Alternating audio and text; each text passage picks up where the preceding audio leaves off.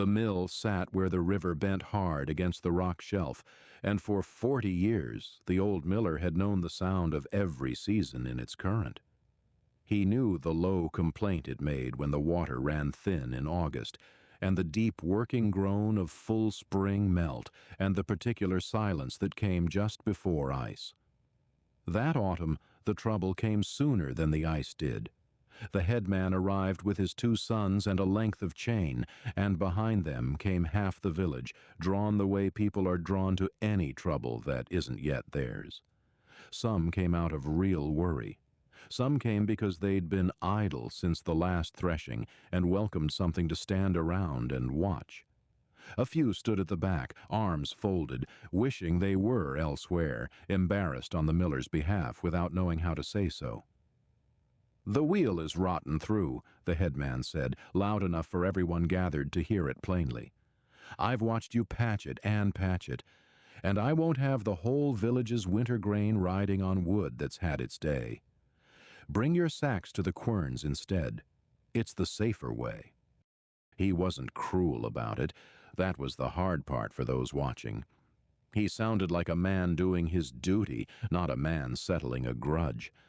He wrapped the chain twice around the sluice gate and closed the lock himself, and his hands shook slightly in the cold, though whether from the temperature or the weight of what he was doing, no one could say.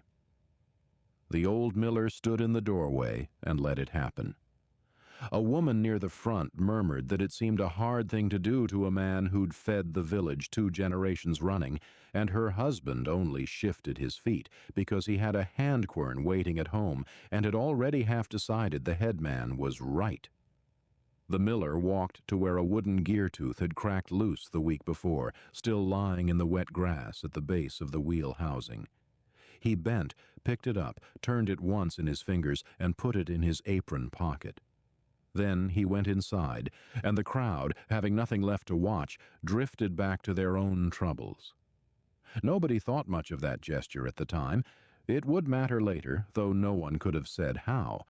The querns had come that summer, brought by a trader who'd promised no household need depend on the mill again. Grind your own barley at your own hearth, faster, no toll to pay.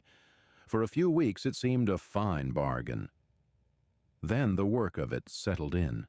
Women rose before light to grind enough meal for the day, and by midwinter more than 1 pair of hands had cracked and bled at the knuckles from the cold stone and the endless turning. Children carried small sacks slung too heavy over narrow shoulders, staggering back with barley ground so coarse it barely passed for meal, full of grit that wore down teeth and stretched every loaf thinner than it should have been. Good grain went to waste, crushed wrong, burned in ovens that couldn't account for the uneven grind. People told each other it was safer this way. They said it mostly to convince themselves. The old miller kept working on the wheel through all of it, alone, the way he'd always worked. He replaced gear teeth one at a time, testing each new one for splinters with his palm before he'd fit it. He checked the shaft's balance, packed fresh grease where the wood had worn smooth as glass. His neighbor passing one evening found him still out at dusk with cold hands and a lantern. "You could ask one of the young men to help you carry timber at least," the neighbor said. "I could," the miller agreed, and didn't ask. He'd worked alone so long he'd half forgotten a thing might want another pair of hands, or that people might understand him better if he took the trouble to say more than he did. It cost him nothing dramatic. Only a slower roof repair than there should have been, and a village slower to trust him than it needed to be. The girl started coming after dark in the first cold weeks, with a sack of barley too small for a grown woman's chore and too heavy for a child's. Her mother was widowed and too proud to be seen asking the miller for credit in daylight, not with the whole village watching who paid and who went without.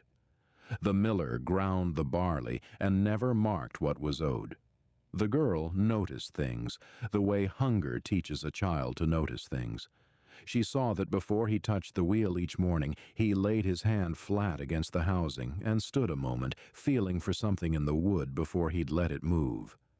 She saw he stopped the stones the instant the flour's smell changed, well before any smoke showed.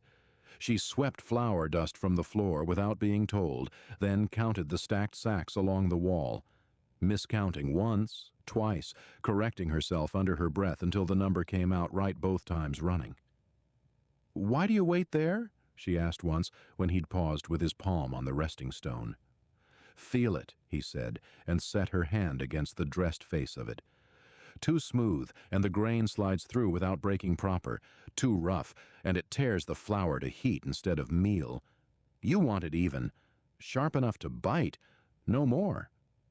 She didn't understand all of it, but she understood he'd waited until her hand was already on the stone before he explained, so the words would have something true to land on. Some evenings her mittens came in wet through, and he hung them near the low coals to dry, and set out a second bowl at the noon meal as if it had always held two. The wheel slipped once that autumn, and threw its drive belt clean off the shaft. The miller reseated the belt, tested the tension, and found the peg that had failed was green ash, cut too fresh and shrunk poorly as it dried. He cut a new one from seasoned oak instead, and said nothing against the farmer who'd given him the ash in good faith. A younger farmer, tired of the wait for milling, told two others the old miller had been skimming flour before the sacks came back. It wasn't true, but a rumor doesn't need truth, only company willing to repeat it. Then rain found a gap in the roof he'd meant to patch before harvest, and hadn't. Too busy, too stubborn to ask for a hand up the ladder. And a sack of good grain went damp overnight. He spread it thin near the hearth the next morning, banking the coals low so the heat stayed gentle, turning the grain by hand through the day, because grain dried too fast scorches and grain left too long molds. He fixed the roof himself that week in the cold and told no one about the delay. The girl disappeared for the better part of that week, too, needed in the last of the field work. The miller noticed the gap where her small shape usually stood sweeping, the way he'd notice a missing tooth in the gearing, and let it be. At market, breath showing white in the early air, the headman made his case before the gathered village. "We can't build a winter around one old man and one old wheel," he said. "If the river freezes hard, better every house grinds its own. Slower, but certain." "A village can live slow," the miller answered. "It can't live on wasted grain." He said it plainly, and the headman had already half turned to answer someone else, so the words settled without quite landing anywhere. The first hard frost came within the week, whitening the fields overnight. Ice crept along both riverbanks after that, thickening day by day, until it was solid enough near the shallows for children to test with a boot before their mothers called them back. The hand querns, worked past their limit, began cracking under the strain. Poor stone, uneven grinding, whole measures of barley crushed to something between meal and grit. Bread thinned in every kitchen.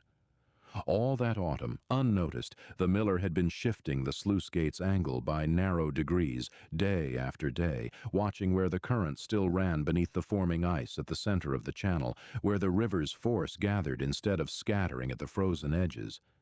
He'd known, from 40 winters of listening, that this river never froze solid through at the bend. A vein of moving water always survived beneath the shelf ice, if a man knew where to catch it and had the patience to wait for it. But knowing where the water ran was not the same as keeping it running. Slush gathered thick against the sluice most mornings that first hard week, and he went out before light with a long pole to break it loose, working it free in the dark by feel more than sight. The wheel caught, turned a slow half-circle, and stopped dead. He stood listening to the quiet with his hand against the housing, then cleared a last shard of ice from the paddle, and the wheel took hold again, groaning low, and began its slow turn. The girl held the lantern for him some mornings now, standing close enough that the light fell where his hands worked. Word had gone through the village that the querns were failing faster than the ice could be blamed for, and people began gathering near the mill door in small, silent groups, sacks held against their chests, waiting to see if the old wheel would turn at all that day. When the first thin trickle of clean flour came sifting into a waiting sack, someone let out a breath that had plainly been held a while.